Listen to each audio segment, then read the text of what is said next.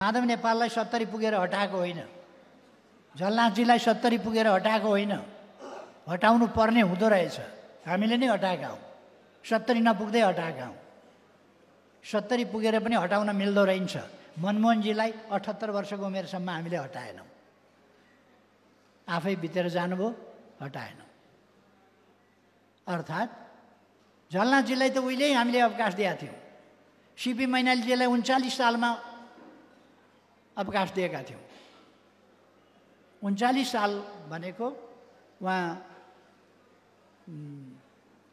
39 सालमा 31 वर्षको हुन्थ्यो क्या हो, कति यस्तै 31 वर्ष जतिको हुनुहुन्थ्यो। त्यति बेलै हटाएको हो लिडरसिपबाट।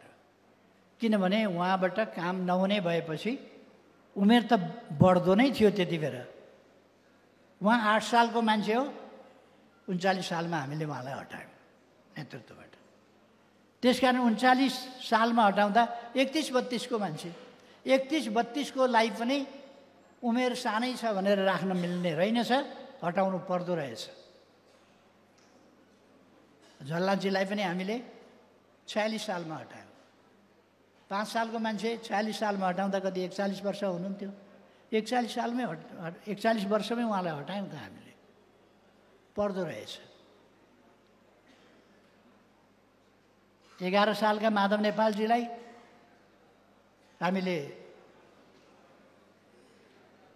कति 65 को सुरुमै उहाँले राजीनामा गर्नु। यस्ता कुराहरूमा साथीहरूलाई धेरै बहकावमा आउन पर्दैन। पार्टीले विचार गरेर निर्णय गर्छ भन्ने कुरामा विश्वास गरे पुग्छ। म त्यति साथीहरूलाई। ग्लोबल आईएमई बैंक, सबैका लागि बैंक।